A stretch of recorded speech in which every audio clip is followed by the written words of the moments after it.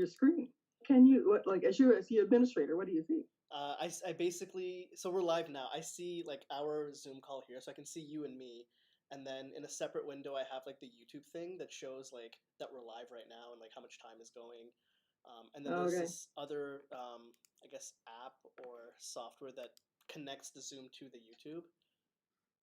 Okay. Yeah, so my sister helped me set all this stuff up. Oh my God. Yeah. Yeah. I wouldn't have a clue.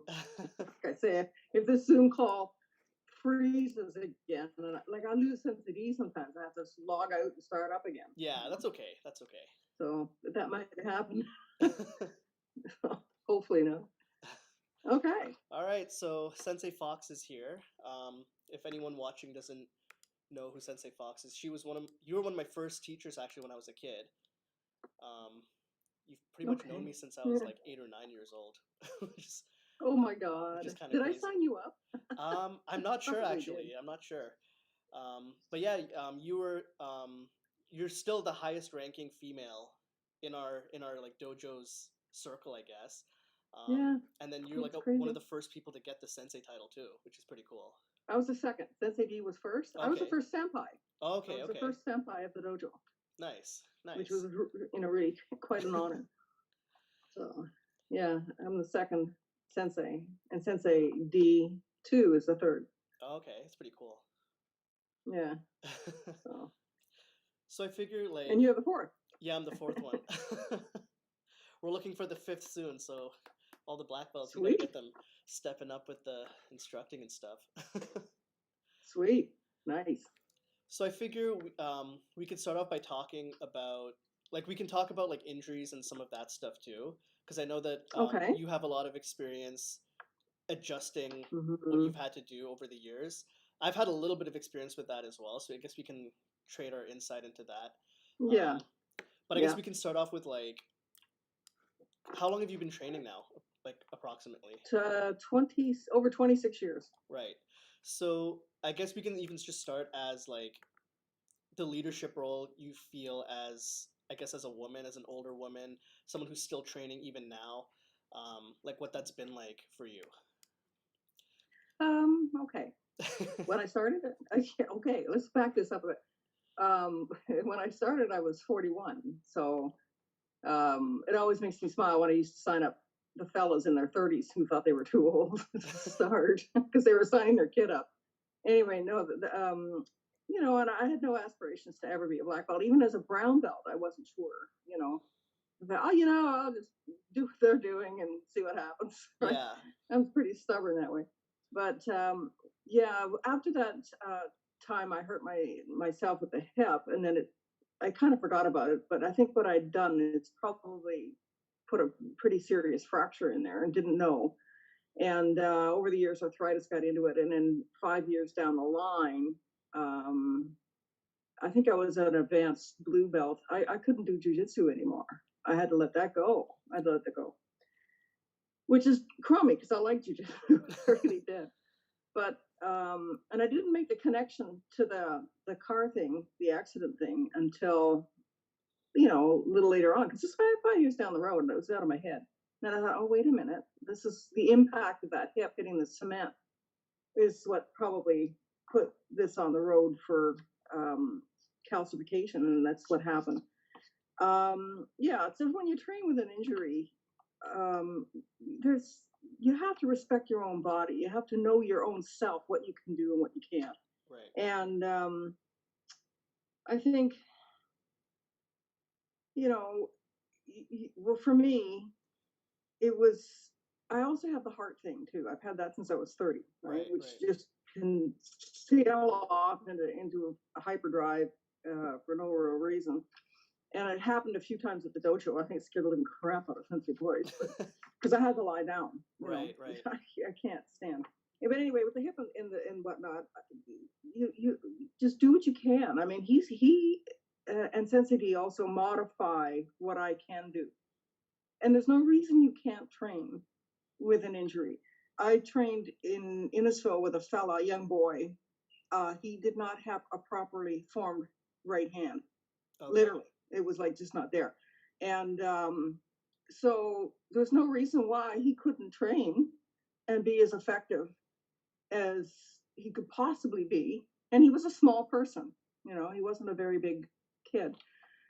And we've even, as you train too, he taught kids that are mentally challenged or autistic. The Assurats, Fernando, he was autistic. Alexandro Right, is right. certainly effective. He's a fabulous kid. I have a great respect for Alex. So different injuries are you can get around them. So for me, I think was having to sit down in class when there's younger fellas in class, younger kids in class, thinking, Yeah. here's the old fart. What's she doing here? You have to sit in class because I couldn't stand for the hour anymore. It Right. was just too painful. But my Zankuzadachi is not as long. I can't kick now much. I mean, I can kick low. I certainly can kick fairly strong low, but I can't kick up. Right. But so what? So what? You work on your hand speed. You do different things. The thing with martial arts anyway, the parity is the longer you train, the less likely you'll ever use it anyway, because you don't put yourself in that position. Right. You don't put yourself down at Parliament in Gerard at 4 a.m. Yeah. Just don't do that.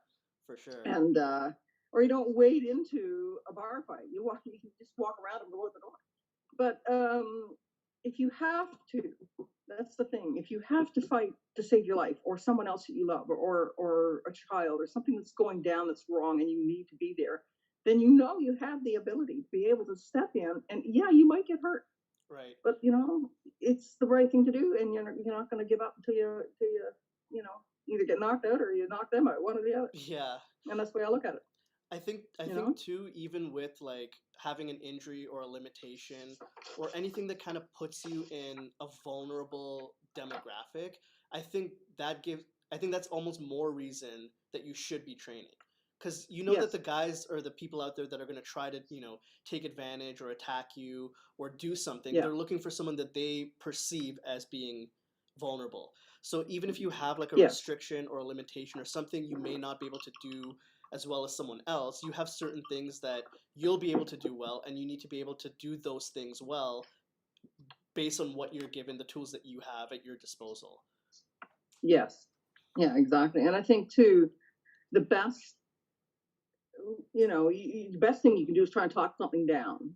Right. Try and talk it down, and avoid any kind of altercation. And yet, if you have to step up, you do. You just do. But for myself, with injuries and such, I don't want to get further damaged.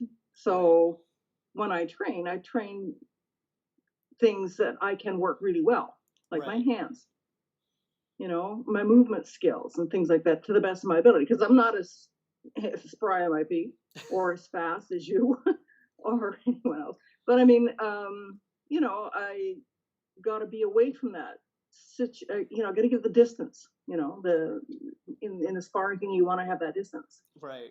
If I have to strike, I'll step in and get out. But I'd really rather just keep that distance. Yeah. And I guess too, like, even just doing martial arts will give you a better sense of awareness of your body. So if you have like a nagging injury or something that's going on with you, I think training, even if you're not doing like a lot of like combative stuff, even if your focus is mostly on just getting techniques down and working, basics or kata, or just learning the mechanics of self-defense, you're learning about your body, and you're learning like what is safe for you to do, what's not safe for you to do, so that heaven forbid you get into a situation, you're already prepared. It's not like, well, I've never thought about having to do a physical skill out there because of whatever restriction that I've had. I know for me, a couple of years ago, I had like a car accident, and my shoulder was like injured for like a little while, and like for me, I was still teaching like classes, I was still training, but I wasn't punching as much as I could have before, right? And it ended up being a blessing in disguise, because I learned one, how to teach with an injury, where I can't demonstrate things, so I have to be able to explain it better to people, which also helps my understanding of what I'm doing. And even above and beyond that, my kicks and my legs and my stances got better, which was like the same thing that happened when I was training for my black belt. Senpai Toyin was saying I should mention my injury when I was training for my black belt. I had a cracked rib or a fractured rib or something, and Mm. about 2 or 3 months of my black belt training I did with a broken rib, which meant that I was doing everything in like slow motion. I couldn't put any power or any intensity into what I was doing. I couldn't run. I couldn't do like push-ups or sit-ups, but I got really good at squats. I got really good at Yeah. lunges. My stances got a lot stronger, and I guess in a way, like it helped me overcome certain other weaknesses because I was so restricted on what I was able to do. And then once I healed, I could go back and say, okay, now let's focus on like getting my cardio back up for my grading and all of that stuff too. Yes. Yeah. Exactly. Well, I mean, when I was training for black belt too, all the other fellows went out for a run. There was 4 women Yeah. that went with us, and 4 or 5 women and a couple of fellows Mm. in our group that went for black belt that time. So all the young fry were out there running like crazy, and myself and Miss Brick, who also had a hip injury, we would walk, you Mm. know. And of course, the other guys cussed us out because we were slower, and they'd get back to the dojo and have to do push-ups or sit-ups with a medicine ball until we got back. Right. Yeah. But you do what you do, and but I mean, I remember nights coming out of the dojo too that going up those bloody stairs, those concrete stairs, Yeah. carrying my heavy bag, and so one of the fellows, like Senpai Young, would probably carry my bag, and Sensei D would kind of help me upstairs, or one or the other would carry the bag and help me upstairs, and but you know what, good night's rest, and go back to work the next day type thing, and come back to the dojo in a day or two later, and you just keep going, and it felt better the next day. I think I was lucky that way. Yeah. The rest would really help me up, and so yeah. Did you find like I know for me, like if I have like an injury or if something's like even if I'm just feeling off, I always find that like the training makes me feel better just getting myself moving Yes, it around. does. Even if Yeah. like you fatigue the injury just like a little, maybe you do a little bit too much that day or whatever it is, but like at the end of it you come out of it feeling a little bit better. Yeah. Yeah. Well, I found that no matter how bad my day was at work, or even after I was retired or whatever, um, I always felt better when I had a class, even if I was in pain, right? Yeah. I could count on the fingers of one hand over 20 some years of training that I didn't feel better leaving the dojo, Right. because you get the energy of the group, you Right. know?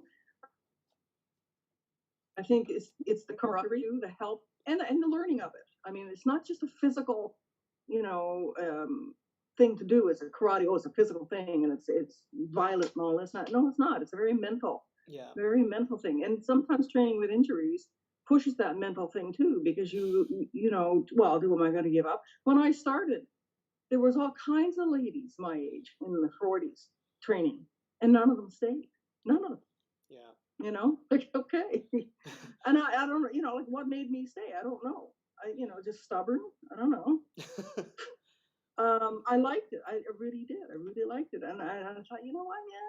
Yeah, if these guys can do it, I can do Yeah. it. Do So I just kept do you ever pushing and pushing. And, the older you get, you do have more physical challenges. You also have outside challenges. You have work that yeah. sometimes gets in the way. I mean, other people maybe travel for a living. You had to go to university. You're young. You went, quit your training, get your education, Yeah. and then some folks don't come back, and that's fine. Everyone's journey is different. It's not everyone's meant to be a black belt. But I think I like the aspect of not only the training, but I did teach for years. I taught for, geez, probably 20 years. Well, no, probably 15 years anyway. Yeah. Pretty well every day, twice a week or 3 times a week, because I taught the Tai Chi Tuesday night and Saturday morning, and I taught the white belt class Wednesday night and Friday night Right. Right. for years and years. I love doing that. So, but yeah, and again, you do get better teaching if you can't physically show a front kick. You have to explain it, and you have to have maybe an upi come up and have them demonstrate what you're explaining. Right. Right. It's the same with jiu-jitsu. I have the theory, I just can't do Yeah. And that's I guess it. I that's can explain it. yeah, that's the challenging part is you'll know what to do up here, but getting like the rest of you to be able to do it and show it the way you Yeah, want it to really. come out, that can be Yeah. challenging. I remember Yeah. when I had my rib injury, I went into a kids class, and the itinerary for the day was we were going to work on some ground stuff. We were going to work on the bump and roll, and like I Hmm. remember just like whenever I would lay down, it would be like painful. And I'm trying to I didn't realize this. I laid down on the mats and I had a kid like sit on top of me, and like the stars that I was seeing from the pain, I'm like, okay, this is not a smart idea. And I'm like, but how am I going to show this? And I like this is when I was like first starting to teach, classes, and I wasn't really as experienced as I am now. And I'm like, okay, on the spot, I had to, okay, you and you come on up, and I had to be very meticulous about how I explain, because it's a whole bunch of like white belts. They've never seen it before. And I'm like, okay, I have to Yeah. make sure that I'm, going through every single step, because if I can't show it to them, I have to make sure that when they hear it, they understand what they're supposed to do. And I'm, kind of guiding the hands. And I guess you develop an eye for that detail as well. Yeah. I found that's where that started to come in a lot for me, was when I wasn't able to physically show it and say do it like this. I had to like verbally or gesture to them how they're supposed to do a certain technique. Um, Yeah. When I get down to your dojo and stuff like that, I mean, I'm just down for the black belt class, but I do, or the lunchtime classes when I was coming yeah, to the yeah, lunchtime class. I still like to sort of stick my nose in and teach better, because once a teacher, always a teacher. And I do miss that. Actually, I do miss that, yeah, and I don't have that. I do that in Barry. I'm sure if Sarah's listening to this, she's probably rolling her eyes and, yeah, she doesn't shut up the whole time. But if I'm working with somebody, um, I want them to get that benefit of what my knowledge was. And even when I was uh,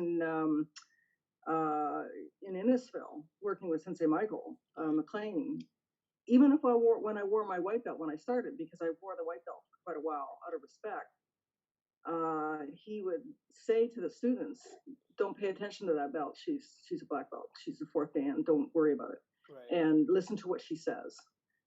Because they would look at me as if to say, "Who the hell are you?" But and eventually he just put your black belt on, because the other folks are getting confused. So, but he, you know, and I miss that teacher being taught um, classes too. I like being a student too. yeah, So his knowledge is amazing. He's got 50 some odd years of consecutive training. So yeah, you yeah. know, so yeah, I like that part of it too. Yeah, But like you say, not everybody's destined to do it. I just think, oh, as well, I'm kind of right here, but I know I really do feel, as a woman, women should be training. Swimming. I really do think it's a life skill. yeah, definitely. Yeah, we were talking about that. Injuries or no injuries, kids or no, try and find the time. It's better for you, I think, than yoga, personally. But that's just my opinion. Yeah, and I think even just having the situational awareness, is one of the biggest things Yes. you get from the training Yeah. too.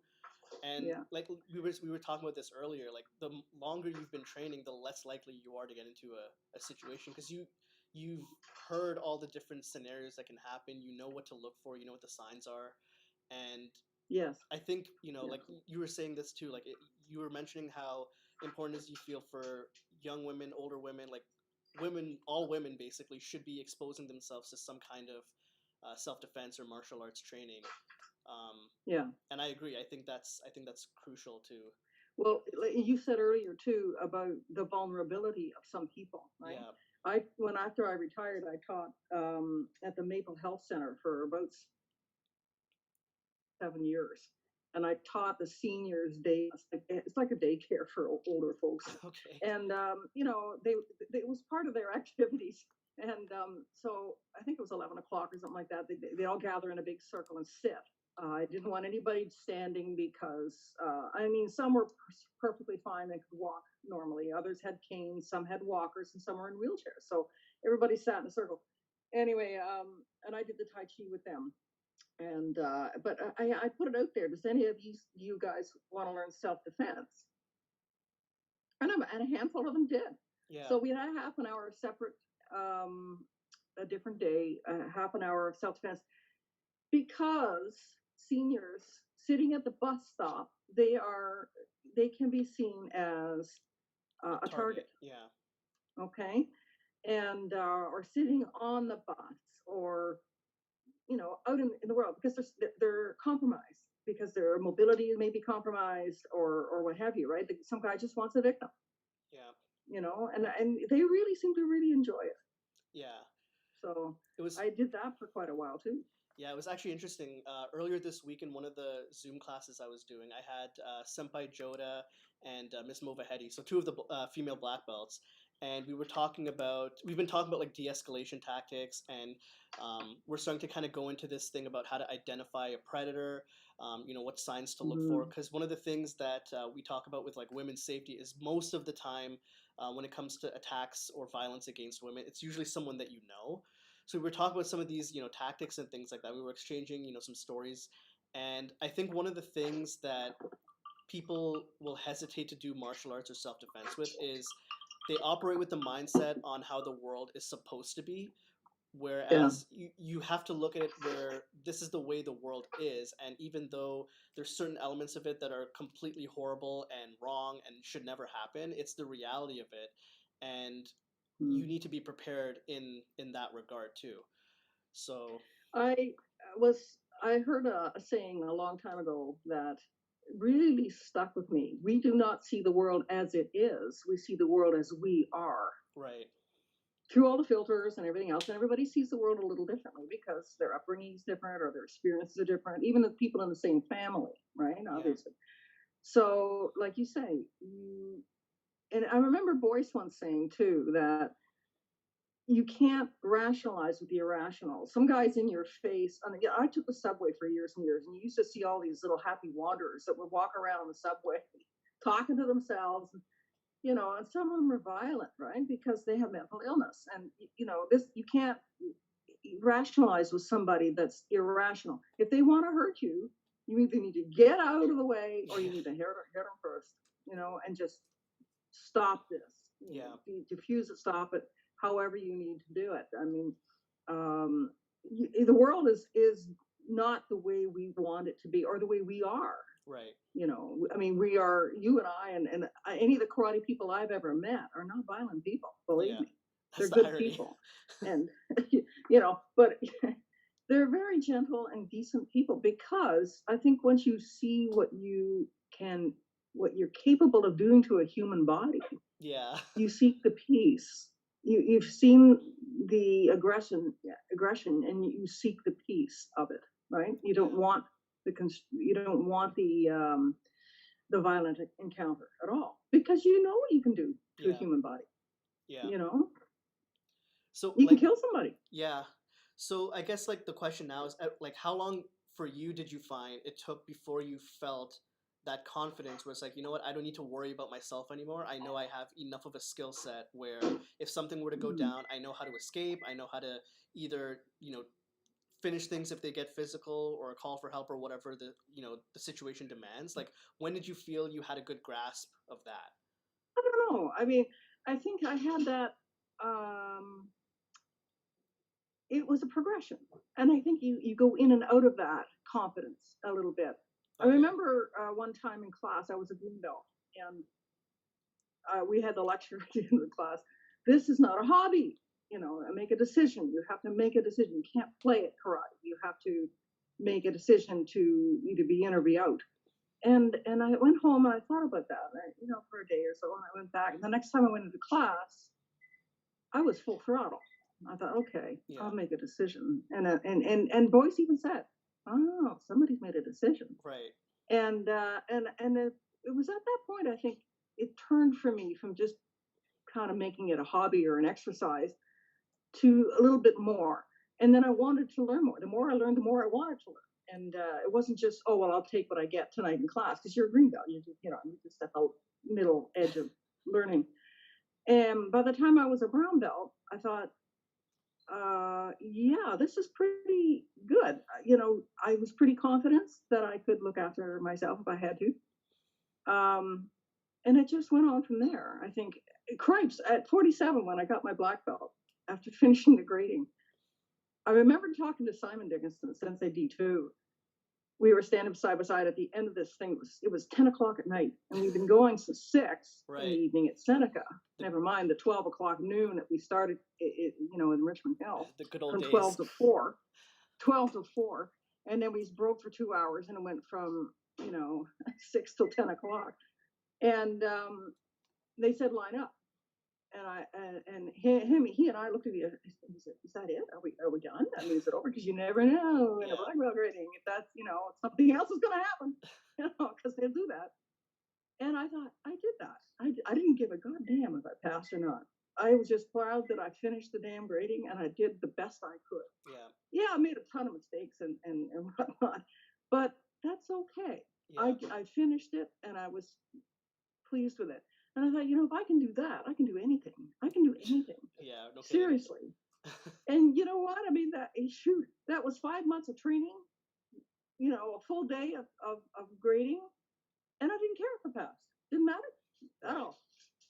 And I thought that's confidence. I think that gives you confidence. So when I walked out of there, and it took us another 4 months before we were given our belt, but it didn't matter. I mean, the knowledge is in your heart and in your head. Because when I started in Innisfil and I wore my white belt, somebody says, "Oh, don't you miss not wearing it?" I said, "No, it doesn't. The material around my waist doesn't matter. It can be pink. I don't care. Right. The karate is in your heart and it's in your head. Yeah. That's where the martial arts lies. It's the confidence. It's the knowledge, the teaching knowledge, the training knowledge, the avoidance knowledge. Yeah. The using your words and stuff. Everything is there, and Yeah. that's to me what the training is. It's the combination of everything. Yeah. So yeah, it started around green belt, and then it just blew off from there. Right. Right. And I thought, you know what, I can do this. You know, God damn it, injuries or no injuries. I mean, I didn't have an injury in green belt, Right. Right. but by the time I graded, I was almost, I was getting close to 50. So, but I thought, you know what, my grading is going to look different than Sensei Dickinson's grading, and it did. Right. They tortured those two boys like you wouldn't believe. And because because they were full of energy and they were young and they were fit and all this and that. So, but Miss Brick and our grading was a little different. It was pretty intense, but it was intense for our For what your tools are. level of our structure. Right. Right. And I So think that's one of the things I like about martial arts is that it'll find what, I guess, skill set you bring to the table, physically, mentally, spiritually. It'll find what tools you have, what tools you may have that you may not know that you have, and you yeah, sharpen those things, and basically it becomes a test of, okay, like these are the things based on who I am that I am able to do. Now let me put these things to the test and see how well I do it under pressure. yeah, Because I know, like, for me being like a smaller person, I know the thing that I'm always going to be chasing after is power development, developing strength and force in my technique. But I know that, like, being a smaller person, I have other advantages or other things that I'm good at, and I find that, like, when I try to challenge those things, that's where, like, the real growth starts to happen, where you have to challenge what you're not good at, but then you also have to take what you are good at and always be pushing it. and make it better. Yeah. Yeah. So it's always like you're But just always I going don't forward. often see you train, or I don't often see you um, at full throttle because you're either in a teaching mode or you're in a student mode. Right. Okay. When I watched you grade for your Sandan, I thought, wow, that kid's fast and he's strong. So I was very, very blown away by what you can do, because I don't often see it. I And I appreciate like that. the thing that I think I like about martial arts is the passion behind it. Yeah. Not just going through the motions. It's not a dance. This is it's a great way for stress, like I say, at the end of a crappy work day or something, you come home out of the dojo feeling great. Yeah. But the thing is, I think, and trying to explain that um, passion to people, like especially the young brown belts when they want to go for black belt. Mm. I don't want to just see technique. I can see that in class. I want to see what you got in your heart and what you have in your spirit, Right. because it's not like I always like karate is not just motion but emotion, Right. and you want to get that emotion in. And when I was sparring, I'm terrible at sparring. I don't like it. I never have. I used to go home or sit in the car and cry, because I can't do this. This is awful. Because it was very challenging for me, Right. especially as a woman, to see all that fight energy in a dojo. And I would literally either cry in class, which is, okay, I admitted out there to everybody, or go sit in my car thinking, I'm too old for this. This is stupid. I can't do this. Because a couple of the young guys would really beat the living crap out of you because they could. Right. They got a woman in front of them, so they can, use you as a punching bag and win because they couldn't win with a fella, right? And then you put And Sensei there's D2 a in front couple of of them. times I would go into the other sensei and sit down and say, this is really uncomfortable, but I had to meet that uncomfortableness and not just suck it up, but understand that it is an action reaction drill and understand that what those boys were doing to me and other women were Right. wrong. To hurt someone as a partner is not the point of sparring. And that's why I like working with Senpai Young or Sensei D. They make me better, but they don't hurt you, Right. right? Um, because I'll never be fast. I'll never be a Sensei D or a Senpai Young. I am different than they are, structurally, mentally. Um, but I can be the best I can be. Right.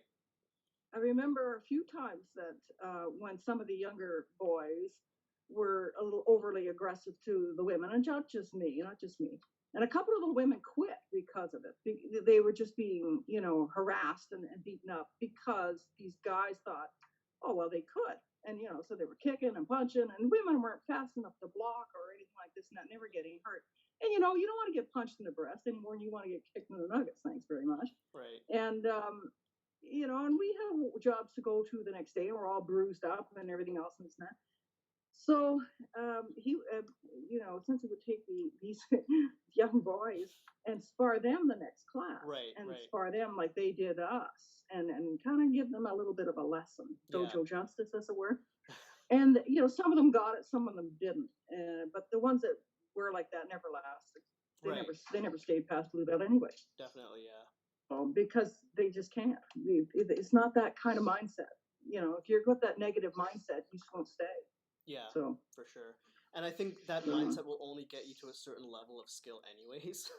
yes, it won't, Because because they're relying on strength yeah, that, and I think mostly. it's an ego play, really. They're trying to make themselves feel good. They're not focused on learning. Whereas someone Yeah. who is going in with the mindset that, okay, like, yeah, this person is probably better than I am, but I'm going to take away what I can from this. Or maybe you're better than the person you're working with, and it's like, you know what? I'm going to challenge myself to try to develop something I may not be good with while I'm working with this person with less. Yeah. Those people will Yeah. get better.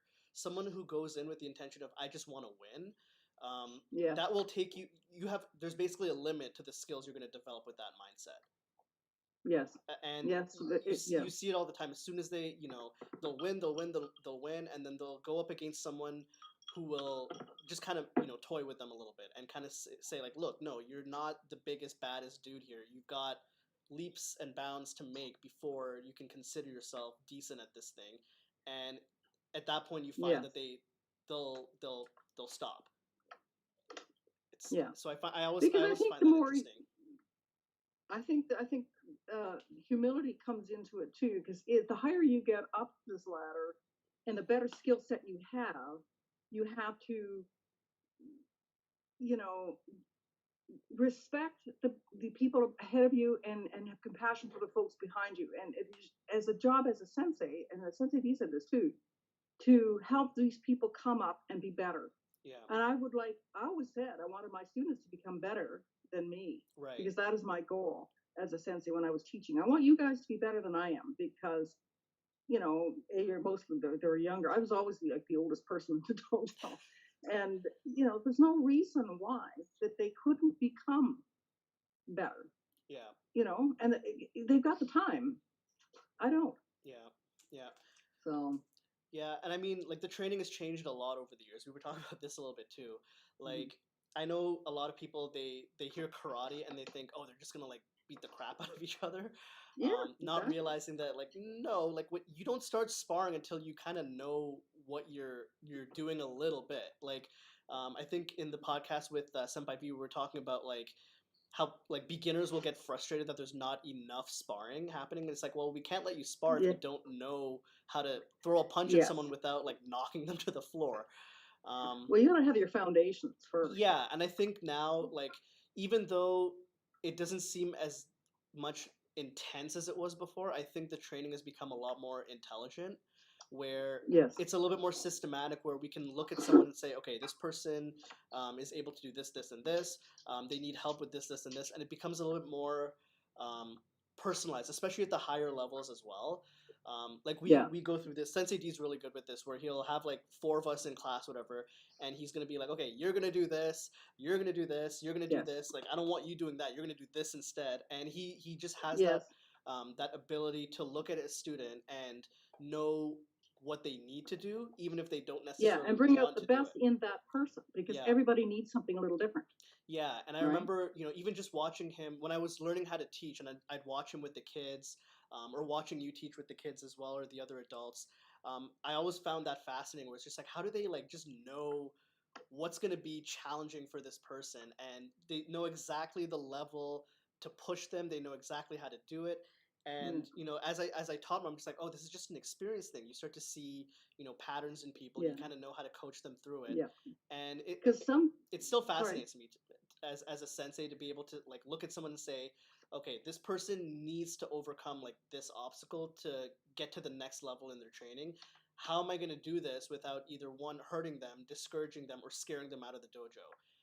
And just yes, finding exactly. having that plan to navigate through that and have like a systematic approach to helping people get better. I think Yeah. that's a huge bonus in. Everyone learns a little differently too. Yeah.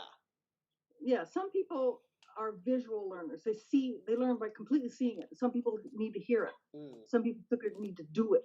And most people are a combination of many things, like these three things with a dominant, right? right. I'm an audio. I like to hear it first, but then I need to do it and see it too. Yeah. So, so when you're training with people, you can see when you're working with them and teaching them, you can see that glazed look. I'm not getting it. Like when I taught you that bow kata, Yeah. Oh my god. and you're having so much trouble with that damn kata. And I walked into the door, and you asked me to help you out, and how long did it take you? 15, 20 minutes? Yeah, after for people who don't know, I think I was 13 at the time. I was a green advanced belt, and I was stuck at that belt for 3 years. I didn't grade from Oh by the no, yeah, I was because of that one kata, that really? one bow kata. I just Ugh. couldn't wrap my head around it. And yeah, I remember I was like in the class like trying to figure out, and it's not that, I wasn't being taught the kata. I was taught the kata so many times. I'd go home, try to practice it, and it's just like this thing is not sticking in my brain. And you came in and you worked with me, and then sure enough, it stuck. And then by that time I was like 16. I'm like, well, you're almost an adult, you shouldn't be going for like a kid's purple belt, we're going to grade you for blue. So I had to ramp everything up from there. But yeah, it was like that always stuck with me. It's like, whoa, like I spent 3 years struggling with this kata, and then just the right way of communicating and teaching the same thing made like all the difference in the world. Yeah, because I mean, you have to, like, even when I taught the Tai Chi to the seniors, some would easily get it, and some were struggling with it. So I would help them individually. And I think that's why I like classes where you can break up the class and Mm, teach people separately because they need something separately. yeah, Some people are just going to have a talent that's inborn. You look at Margarita; she's got talent coming out her fingers. Right? You know, yeah, she's just amazing.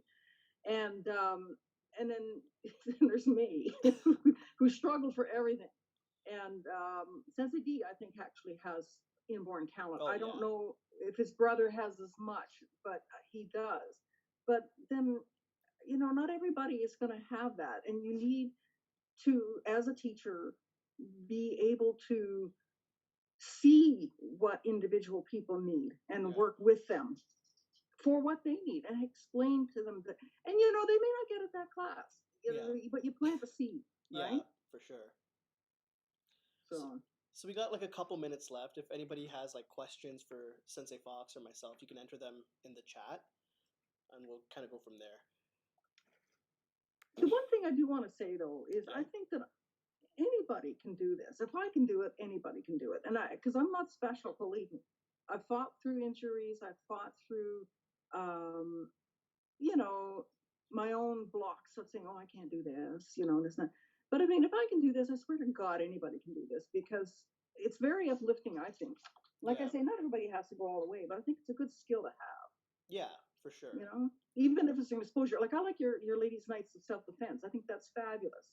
I even Yeah. took my mother one time when she was in her 70s. She thought it was fun. Yeah, At the I other think dojo. there's always going to be a context for self-defense, no matter how old or young you are. Because what it Yeah, ultimately just comes down to is awareness and safety, and just knowing how to use yeah, your body. And I think that's why, like, even as you get older, it's important to continue because like, you've mentioned this like so many times that your body changes like yes, a lot as you get older. So even me now, like um, the things that I was or this I guess the abilities I had when I was grading for like my Shodan versus like a couple years ago when I went for my Sandan, like my body is almost completely different in those two regards. Mr. well, T, you actually do grow a different body over a certain, like, it takes 7 years for you to get a completely set of new bones. Your body yeah, inside grows new bones, right? and I think that's one thing that I always kind of worry about when people kind of stop their training, but then think that the skills are just going to stay there forever. You're going to have muscle memory, Yeah, and that's going to stick with you, but your yeah, body is going to change, and you have to kind of be able to adjust with that. I remember I had one kid. This was probably about maybe 2 years ago, and I think he took the summer off, and he came back and he was easily like 5 inches taller than he was before, a little okay. bit bigger. I've And so seen that happen. he went through those changes, and he came back and we're doing basics, and he's kind of flopping all over. And he was really sharp with basics too. His Yeah, technique was really solid. He was a really talented person, and he's doing his basics and he's like fumbling and flopping. He's like, "What's going on?" I'm like, "Oh, you're doing your stances like a smaller person. You've got to adjust, the way that you're shifting your weight. You have to yes, adjust the length of your stance. Maybe now you're a little bit more flexible. You can, do certain things a little bit more. Maybe you're less flexible. You have to scale back a little bit and just kind of find what's going to work for you yeah, based on what you know yeah, how to do, and then just adjust it as your body changes." So, yeah, yeah.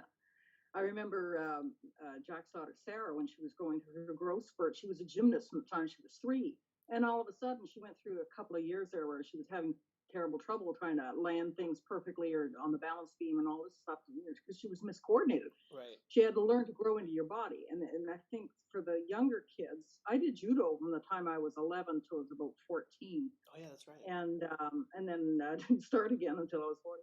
But yeah, that was an interesting, because you're going from a little kid to a taller, younger person, right? Right. And you have to learn how to work within that construct of a growing body where your bones are moving and it hurts and yeah, and some, especially the fellas. I mean, they'll, like you say, they'll go away for a summer vacation and say the space of 2 or 3 months, they'll grow like 4 inches. It's Yeah. crazy. That's hard on the body. Yeah.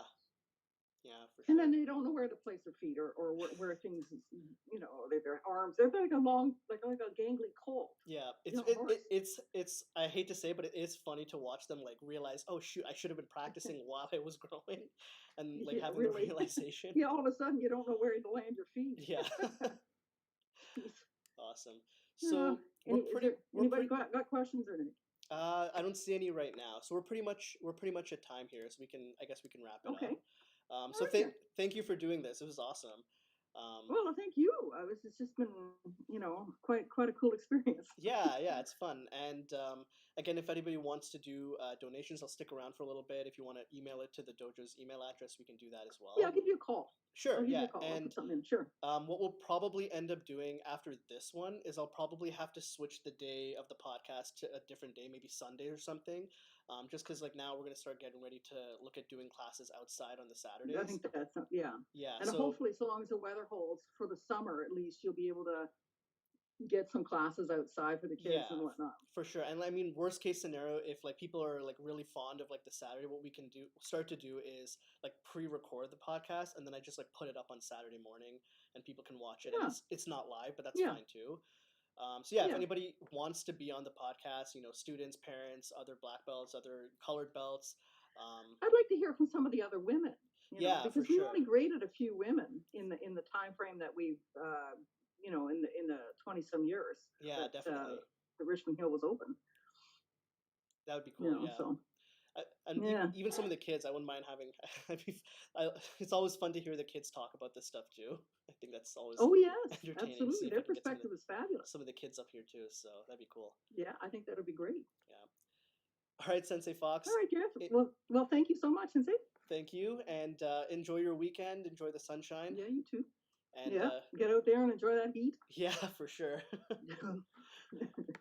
All right, Okay, everyone. dear. Well, take care. You too. All the best. All right, dear. Bye bye. Take care. We did it.